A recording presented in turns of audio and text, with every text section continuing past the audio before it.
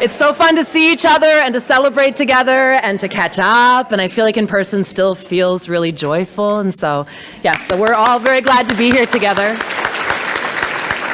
Thank you for coming to honor the work of Mama Seattle, to honor Justice Owens. We're so thrilled to have you here. I've been a great admirer ever since I was a Justice Mary Fairhurst extern and in the Temple of Justice, and we are so thrilled to have members of the judiciary here with us and so many accomplished attorneys and friends of Mama's. So I'll begin by acknowledging that we are on the traditional land of the Coast Salish people.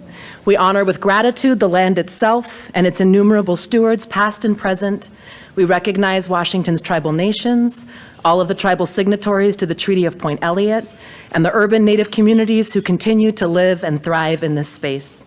And this acknowledgement does not take the place of authentic relationships with Indigenous communities, but we hope it serves as a first step in honoring the land that we are on and the people and cultures that it has nourished. We'd also like to start by thanking our sponsors who nurture Mama Seattle and make this work possible, and many of you are here today. That is me. I am Lara Rishka. Details. I'm just a vessel of information. No, but I'm the Vice President and Co-Director of Lunch Seminars and attorney at Cedar Law. But our platinum sponsors, Foster Garvey and Gordon Tilden Thomas Cordell, thank you so much for your sponsorship.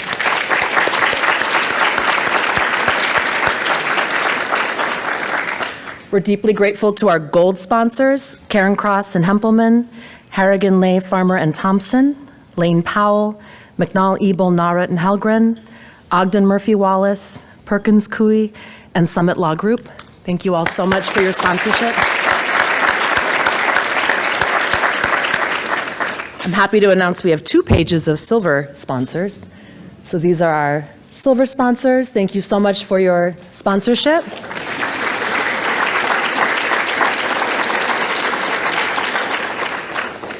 And we are grateful to our bronze sponsors as well. Thank you so much for your sponsorship.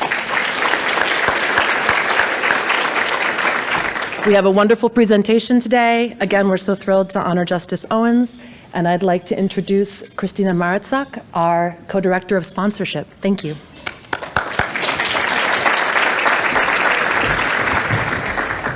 Hello, everyone. Thank you, Lara, and welcome, everybody.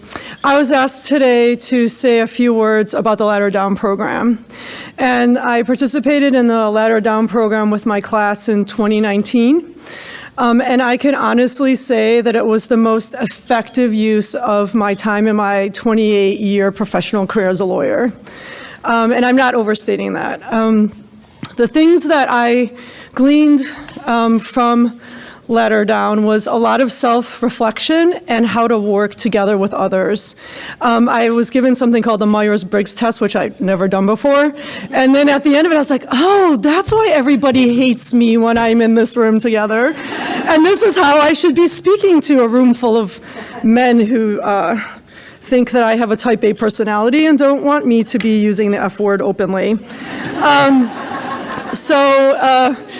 I started my career as a criminal prosecutor in the Detroit area. It was a little bit different culture to make it through that world. So now I've been in the business world for about 25 years. It's a little bit different. I also met the most amazing women, and many of whom I see in the room today. But if people could give a show of hands in the audience of how many women here have participated in the Ladder Down program, I think we can see that it's not just me who's benefited greatly from the network, but we all continue in our network and are networking together and helping each other build this amazing environment. And the third thing is, the Ladder Down program helped me create a model for my own professional development. What I realized was that I never gave the adequate amount of time for my own professional development. I was always working. I was never really purposefully thinking about my next steps in my career. And this gave me a time to reflect with similarly situated women in the workplace, and it really helped me create a model. I can go through some statistics. I found a study that I always have to lead with. It was conducted in 2022, and the question was, why are women leaving the workplace? And the quote that stuck with me that was given in the study was by a woman lawyer in a large firm, and she said, having 2 large children makes it extremely difficult to put in the hours the firm requires. 90% of the women who left cited workplace culture, 82% blamed a lack of flexibility and work-life balance, and then 74% blamed the lack of career trajectory. And generally, women stated that they did not feel supported in the workplace. And what Ladder Down did for me is not only bring to light these types of statistics, but what I realized throughout my career is that it's very easy to criticize the environment that we're in, but it's very difficult to create an environment that helps women prosper. And what Ladder Down did was help me create that model for myself and helped the women around me create that model for themselves. And hopefully it's this model that Ladder Down will be able to continue to create throughout the generation of women lawyers to be able to effectuate positive change in our legal community. So with that, I encourage everyone here who has not been a participant in the Ladder Down program to participate. I believe that our applications are due November 14th. I believe there are cards at everyone's table in which to sign up. And there are a number of women who are great ambassadors in this room, and I'm sure would be able to answer questions, but I'm also happy to answer any questions. So with that, I would like to introduce our fearless leader president, Casey Hebner. And thank you so much.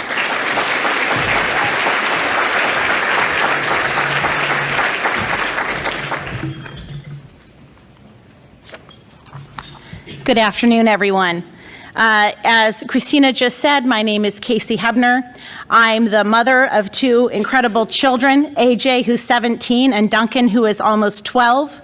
I'm a partner at Gordon, Tilden, Thomas, and Cordell, and I'm also honored to be this year's president of Mama Seattle. I gave a lot of thought over the course of many months to what I wanted to say today, and I kept coming back to the same theme over and over again, and that is that nobody achieves anything by themselves. We don't live in a vacuum.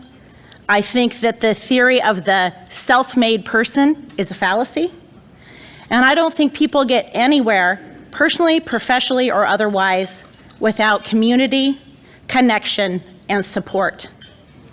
And that is exactly what Mama Seattle exemplifies and what it provides and has provided for many years to mother attorneys in the Puget Sound area. I've been very, very lucky because I've never been a mother attorney without Mama Seattle. When I was pregnant, I received a phone call from a law school friend who said, pregnant with my first child, I received a call from a law school friend who said, Casey, I hear you're pregnant. And I said, you heard correctly. How can I help you? And she said, we're starting this incredible organization. It's called the Mother Attorney Mentoring Association of Seattle. You have got to join. And I said, well, I'm not yet a mother. I've got a few months. Can I join now? She said, join immediately. So literally from before the beginning of my experience as a parent, Mama Seattle has been there for me like it has for hundreds of other women in the Seattle area. And what makes Mama so special is that we started by looking at the specific needs of mother attorneys. So our networking events are not always, sometimes they are, but they're not always just meeting for drinks after work. A lot of them, like when we have coming up in a couple of weeks in Defy, are bring your kids along. We'll go to a pumpkin patch, we'll go to a bouncy house, we'll go to a park, and while the kids play and you get to spend some time with your kids, you also get to interact with other women attorneys who have children who have the same interests and the same needs as you have. In addition to those networking events, we have so many other programs that we offer women attorneys. Christina did a great job talking about Ladder Down, our year-long leadership and professional development program for women attorneys. I echo what she said. I've been in practice 20 years. It is one of the single best things I have done for my professional development and for my practice. We also this year have a survey of women in law firms that we sent around, and we had a great response to that, and we have a resulting report about the experience that women are facing in law firms in our area, and I invite everyone to look at that. It's available on our website. We offer CLEs, lunch seminars. We have strong networking. We have a really great referral system among our organization. And so we've been doing this type of work for years and years and years.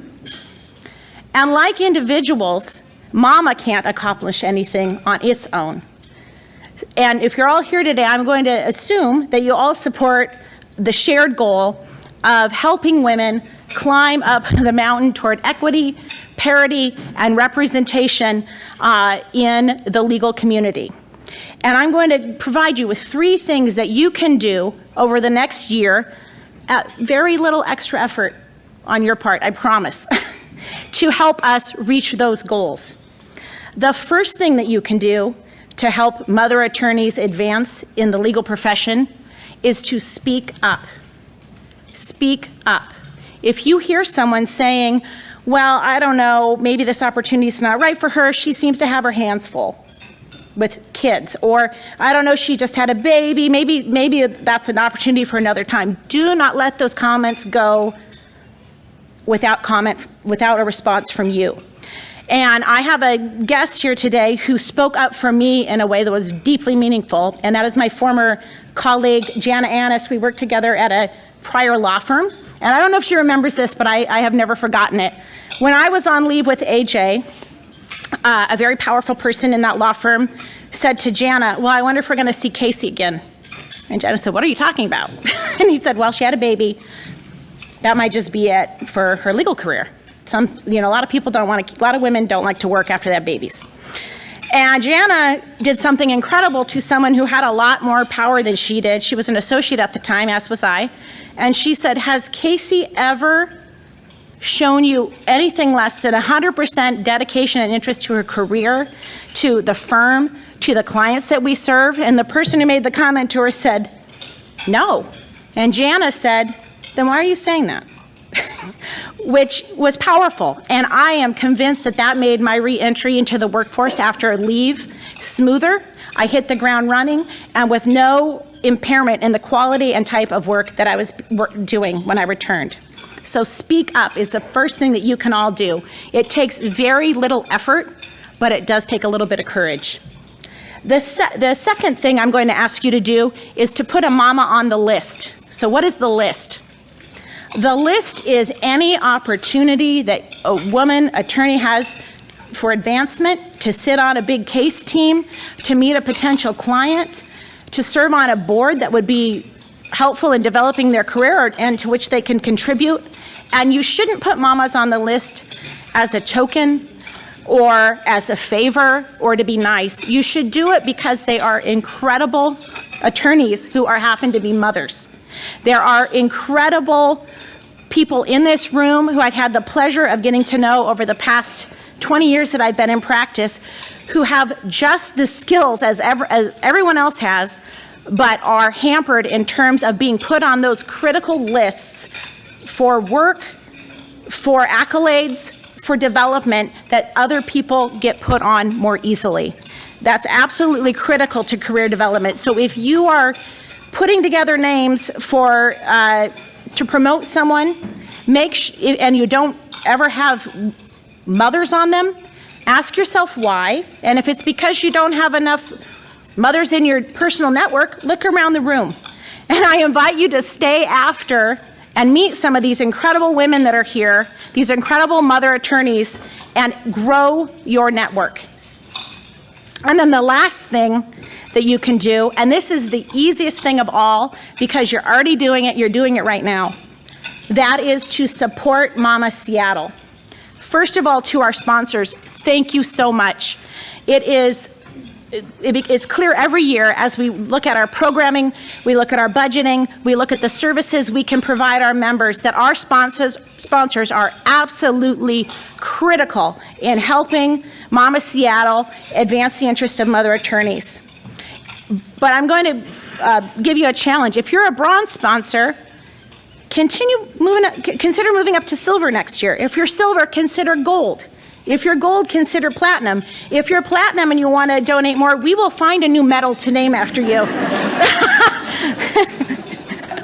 But Please continue to sponsor our organization. It is truly critical. Also, as Christina noted, and as I mentioned briefly, ladder down. There are forms on your table to nominate women attorneys. They don't have to be mother attorneys, women attorneys, to participate in this incredible year-long program, or you can nominate yourselves. We're all about promoting yourself and tooting your own horn in Ladder Down, and we'd love to have a great class coming into 2024. Attend our events. I mentioned that there's a great networking event. We've rented out the entire Defy space, which is like a giant play space, bouncy space for kids. We've got room for 300 people coming up in about 10 days. If you haven't signed up, sign up. Attend our CLEs or speak at them. Attend our lunch seminars or offer to be a presenter.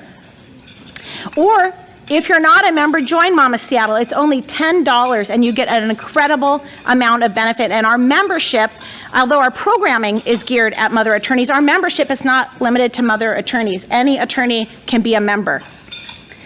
So in closing, thank you all. I am incredibly optimistic about the future of mother attorneys in our area, not only because of what Mama Seattle does to promote those interests, but also because of what I know all of you now are going to do next year. Speak up, put a mama on the list, and continue to support Mama Seattle into 2024 and beyond.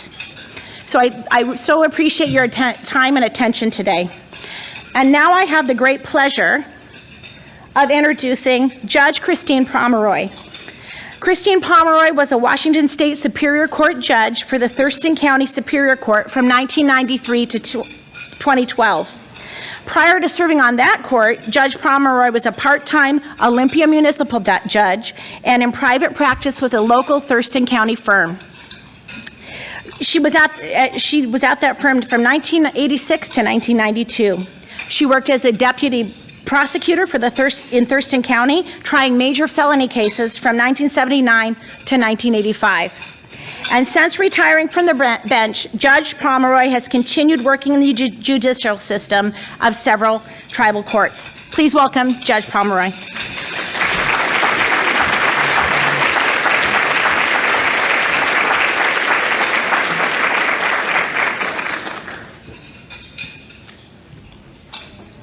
About a month ago, they asked me to introduce Sue Owens to you. And I said, well, she doesn't need an introduction.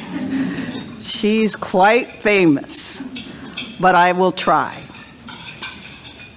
In the mid-1980s, there were few women judges. Even more so, few women part-time judges. Sue was sitting at a swimming pool, and my friend turned to me and said, you should meet her. You have a lot in common with her. And I said, what do you think? And she says, well, first of all, she loves Native Americans. And I said, oh, that's good. I'll talk to her. But she had these two wonderful children that were swimming in the swimming pool. And she was more interested in the children than she was in meeting or looking at whether or not the CLE is any good or networking. She was more focused on these two children. They turn out to be Sunny, who is here today, Sunny Golden, who's her daughter, and Owen. And I did walk over and I did meet Sue Owens. That was over 30 years ago. Many, many things have changed since then. I thought I would never have a child. Lo and behold, in 1991, or 1999, oops, my daughter came to us, and it was a blessing. And it was the person who said, you need to do this. You need to go through this adoption process. And I said, well, I'm 47 years old. I'm old. And she says, no, you're not. It was Sue Owens who said, come on, you can do this. It was the best thing that happened in my life. And we have been friends ever since. Sue told me stories about the rural courts in the state of Washington and being a part-time judge. And she would be in court one day, in Port Angeles the next, in Western Klamath, like at 2 o'clock. And I said, how did you keep it all together? And she told me a story that was before cell phones. And she had a jury trial, and I will tell you a story of this. I said, what happened? And she said, my babysitter got sick. And I said, what did you do? I called the park ranger for the Olympic National Forest or park. They hiked up to some person, they got it, and they came. And I said, really? Is that true? It's just absolutely. It's before cell phones, it's before anything. And so her model was always have a backup plan. And that was her backup plan, is that in case she needed to have childcare, in those days, we didn't have nannies, we didn't have cell phones. And the backup plan was to call the park ranger and to go and get her friend and come on down and babysit because she had a jury trial that day. And it worked. So if I was to tell you anything about Sue Owens, I would say she is very resourceful. The second thing I will tell you is that she is, or was, she's not now, but she was the tribal judge for the Quileutes and the Lower Elwell. And that was dear and near to my heart because since my retirement, I have had the pleasure and I think the privilege of working for several tribes in Western Washington. And it was something that Sue told me, you need to do this. That's how she mentors.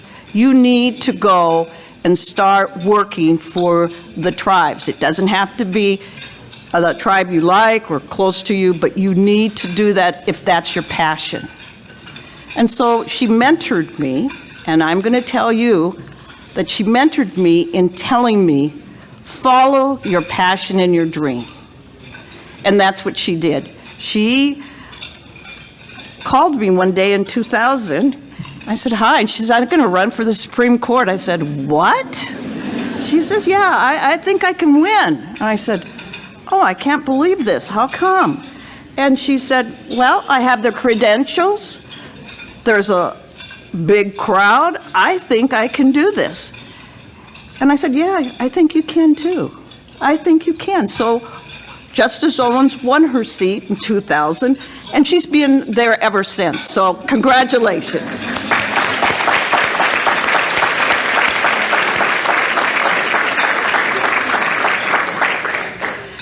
Justice Owens is smart. You will not know this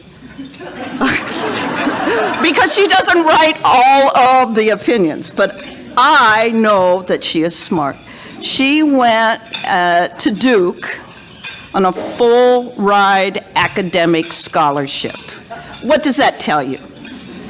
That she is just brilliant and she comes up with these themes.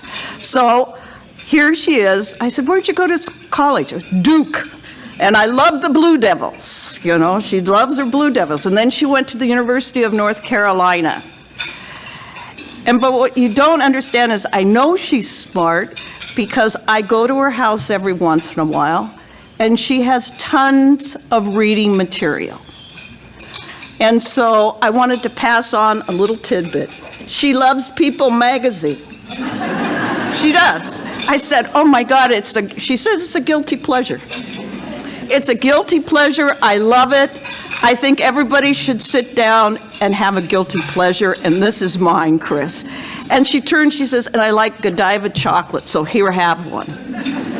And she has more magazines than I've ever seen in my life coming to her house. And she says, I like them. I like to read. She probably has read every book on the bestseller list. And so I know she's smart. So you picked a great recipient.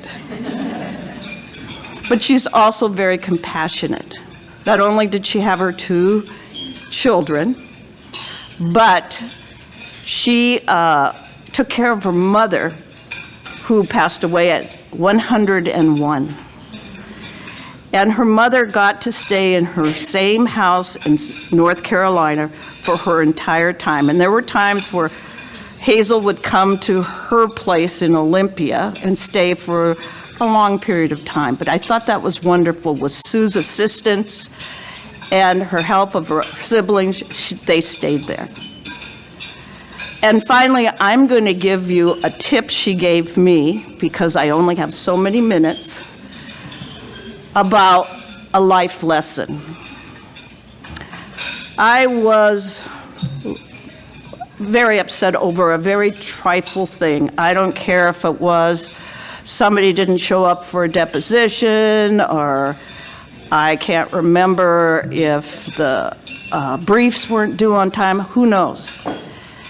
And I was driving and I was really cranky, and Sue turned to me and said, "Is it a 10? And I said, "What?" Well, she says, "Think about it. In the scheme of things, is it a 10? 1 being nothing and 10 being just up there, you have to do something about it." And I said, "Well, no, it's not a 10. She says, "Well, is it a 4? "Oh, no. Is it a 2? "Yeah, I think it's a 2. She says, "Well, then let it be." So it became a joke between us, because what I would say, "Oh, it's not a 10. And everything is not a 10. Your family, your children, and your health, they're 10s. But if you don't make a deposition, if you've got to call in and continue it, that's not a 10. And so I ask you to think about that as a mother attorney mentoring other attorneys. Just give them a break. Not only your fellow attorneys, but perhaps your support staff too. It's much more important to have your family, your friends, and your relationships up there rather than anything else. Is it a 10? Well, she's a 10, but a lot of things are not. Thank you very much.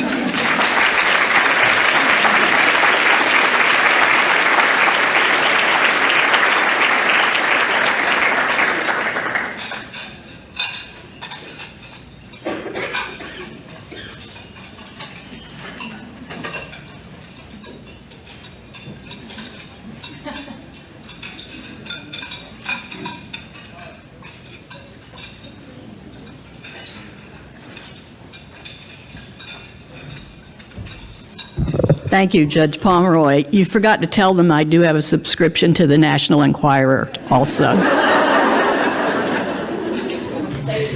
You're saving that one. I want to thank everybody for being here. It's I'm pretty sure I'm going to cry at some point, so I'll say thank you before I start to cry. I do want to thank the Chief Justice, Steve Gonzalez, is here somewhere.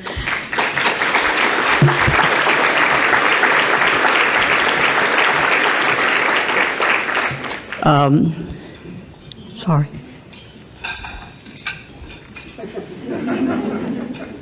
And I'd like to introduce some of the people at my table. Steve Oliver, who we started working together at Legal Services when we were both out of law school. He's been a very successful attorney. Next to him is Brian Kogenauer, who I met taking the bar exam, driving to Seattle and taking the bar exam together, and then later I became one of his office mates.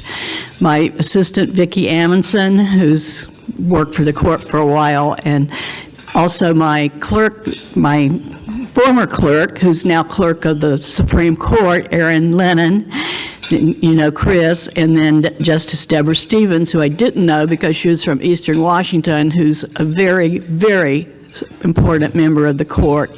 And then Judge Hightower, also retired. You see a wave here. Steve's retired. Brian's retired. Chris is retired. Judith's retired. But I'm not yet. I got a little bit of ways to go. And my former clerk, my second clerk on the Court of Appeals, Ian Burke, and then my daughter, Sunny Golden, who, Sunny, stand up and let them see how old you are.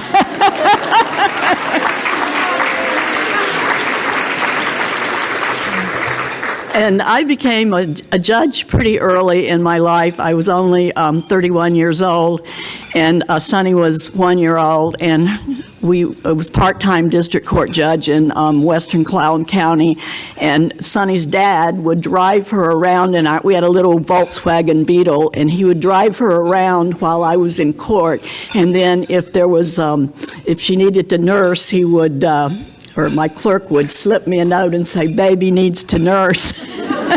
And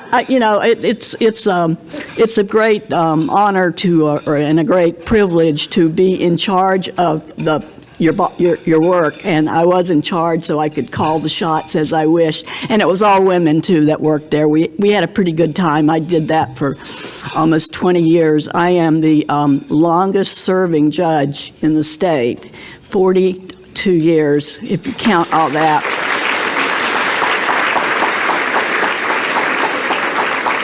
Now, I don't want you to get this wrong. I did not say I'm the oldest judge.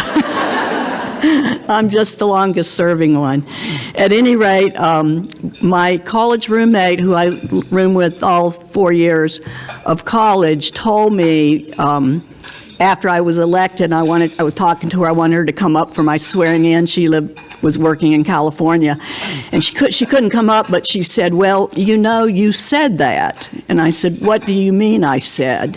She said, "Our first week in college, we had a counselor who took us small groups of freshmen and took us around, and she said she asked what we wanted to be when we got through school, and she said, I don't remember this because I didn't know what I wanted to be, but you did, and this is what I told her." She said, "I remembered it ever since then." She said, "I want to be a state Supreme Court justice." Go figure. I had no memory of saying anything like that. I mean, I knew I wanted to be a lawyer. I did know that, and but anyway, so that's kind of how I got started, and here I am, 42 years later, and anyway, it's a great honor to be here, and I think we're going to take some Q&A a little bit later. I'm not sure. Are we ready for that yet? If you're ready, we're ready. I'm ready. We're going to get to sit in the chairs, aren't we, and have the the bottled water? Okay.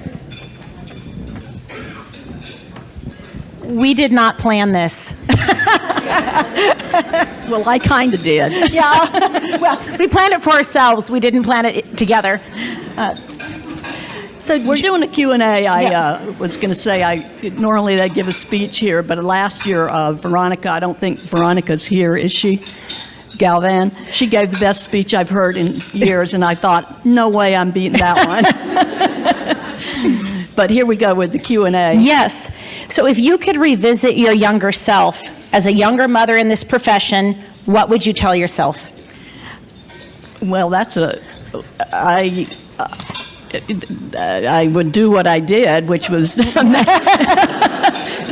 you have to make it work, and Judge Pomeroy's correct.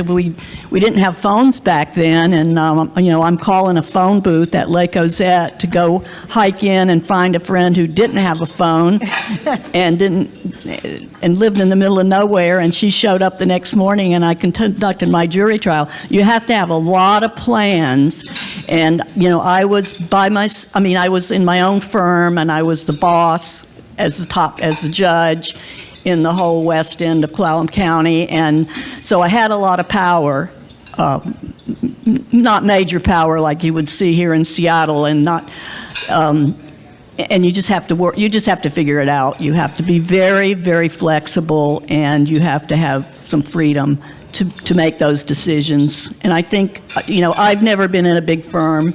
I was with Steve for a while and with Brian for a while, and they had children too, and we had to wing it. So, that sounds like it's hard to do, but you can do it. You just have to be a little bit creative. You seem like, from my limited interactions with you, and from what Judge Pomeroy said, and from what you yourself said, to be a very confident person, very goal-oriented, and just kind of a go-for-it sort of person. Was there ever a time when you doubted yourself? And if you did, what did you do? I think everybody doubts themselves. You just keep moving forward. What was it that Chris said? Is it a 10? Is it a 1? Is it a 4? You just have to identify what you're what's happening, and then just go for it. No, I've been pretty confident my whole life. I grew up in a small town, and we knew each other from grammar school on up to high school, and I had plenty of friends, and I don't know how to answer that. Yeah, I mean, I had a divorce. That wasn't fun. So, if you've had times in your career where you felt like, well, that didn't go the way I'd hoped, I wish I'd done something differently, is there something that you would do to pick yourself back up, or would you just kind of roll with it and look to the next challenge? That's funny, because I was just talking about that. I wanted to be the full-time district court judge in Port Angeles, and I applied for that job, and I did not get it. I was the main character.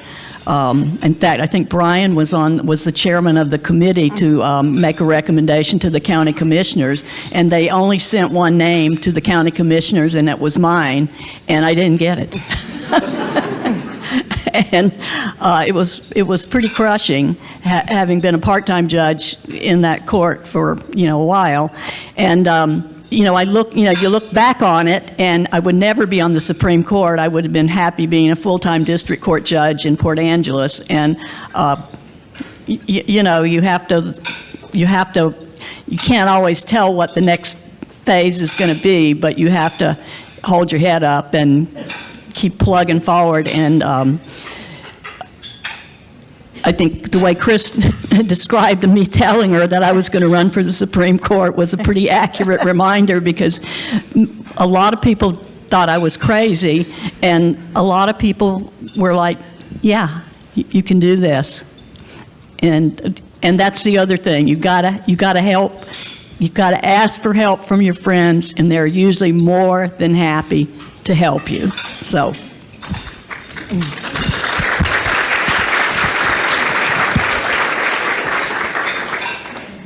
So I want to turn to some questions about your kind of role as a mother attorney, or even as a grandparent attorney. Does being a parent and a grandparent inform your work on the bench? I don't think so. My children are pretty grown up now, and I don't have to worry about them. They're both doing quite well, and I have 5 grandchildren after not having any, and then all of a sudden there were 5 of them, and it's been great. I hope I get an attorney or 2 out of this 5.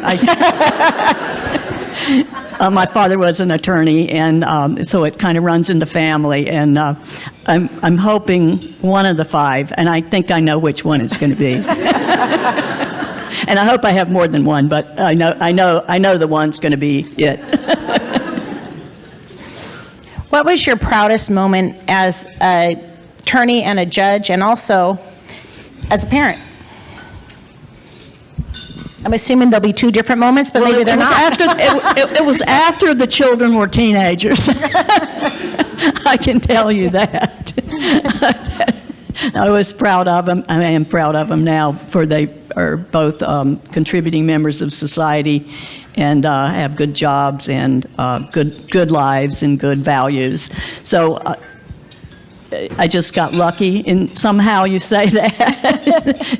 There is luck that has to be figured into a lot of things, and you have to hope that it'll go your way, and if it doesn't, you've got to rebound and figure it out. What do you think in terms of? I think go ahead, I was sorry. going to say, I think being a justice was, like I said, when my college roommate said you wanted to be a state Supreme Court justice, I had no idea that I said that when I was 18 years old, and it was a proud day when I got sworn in, and I'd say that I pulled off that one. What do you consider to be the most important attributes of someone who's sitting on the bench? The ability to listen, I think that's very important. I think a lot of people have preconceived ideas about how being a judge, or certainly being a Supreme Court justice, that they have agendas, and I don't think you can predict what cases you're going to hear. We pick the cases at the beginning of every term, or before every term, and then set them for, and there's no telling what's going to be picked. There are 9 of us. We have to have 5 votes to get anything done in the court, more or less. I'm not a complete,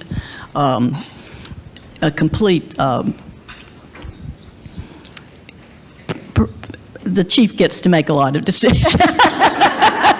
Without the 5 of us, so it's not just the 5 of us, but you have to be able to cooperate, you have to be able to you have to be open-minded, and listen.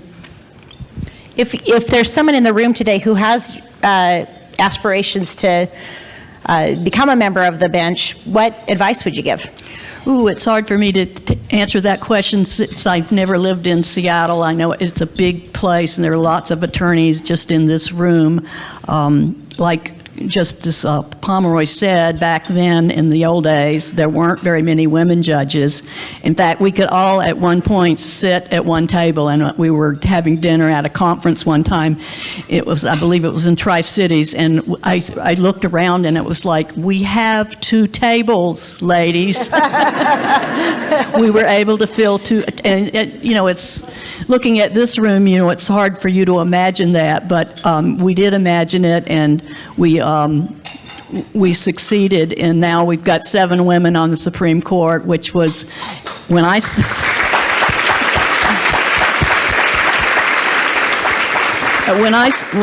I was the 4th woman, so it happened pretty quickly in terms of how things evolve, and I think it's great. What is the best piece of advice that you've ever received, and the worst piece of advice? Oh gosh, I can't. That I couldn't tell you. I've had a lot of advice, especially when you're a justice. People tell you a lot of things, even when they shouldn't. We're not doing I'm not doing any ex parte thing. Anything. I don't mean anything like that, but we do get a lot of comments, and I couldn't tell you the worst. I tend to ignore that sort of thing and try wipe it out of my memory and just keep going forward. So, what do you think that employers can do to better support mother attorneys? Any advice for any employers who might be out here? Let the mothers have flexibility. I mean, I worked plenty, and I had another partner who's not here today, but he liked to work in the mornings, and I didn't like to work in the mornings. I liked to work in the afternoons, and I liked to work when the office was closed because I got a lot more work done than the phone ringing all the time. So I think being flexible is one of the main things that you can do, and I think the women should become the partners too. So. Well, I would like to invite our immediate past president, Amy Klosterman, up to officially present you with the Betty Binns Fletcher Award. Thank you, Duane. Thank you for your time.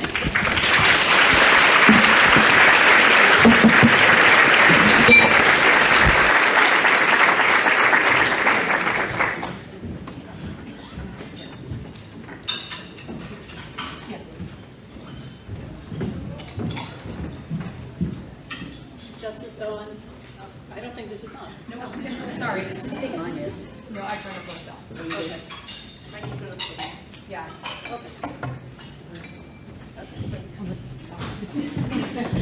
Justice Owens, thank you so much for being a longtime stalwart supporter of Mamas. This is not your first Mama's Banquet. No, it isn't. And it's not, I hope it's not going to be your last. It won't be. We've seen you all the time, and we are so appreciative of you that you would come and participate and support us so much. And thank you so much for accepting this beautiful award for the Betty Binns Fletcher Leadership and Justice Award.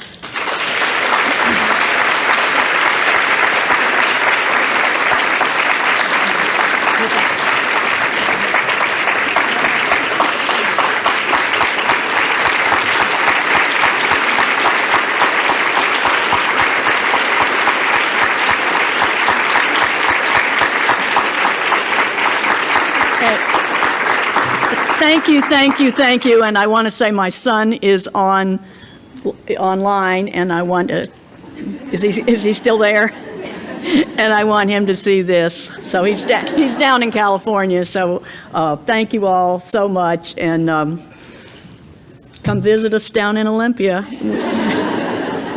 We have a new temple.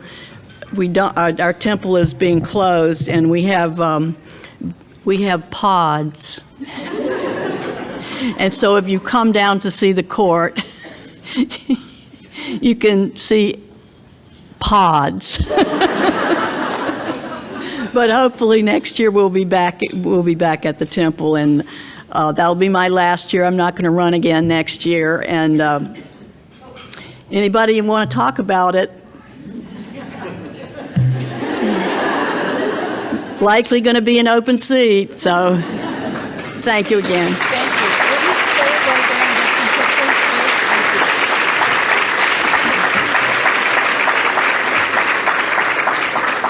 Thank you so much to everyone for attending our 17th anniversary banquet. I want to give a special thanks to Casey Hebner for serving as our wonderful president this year. Thank you, Casey.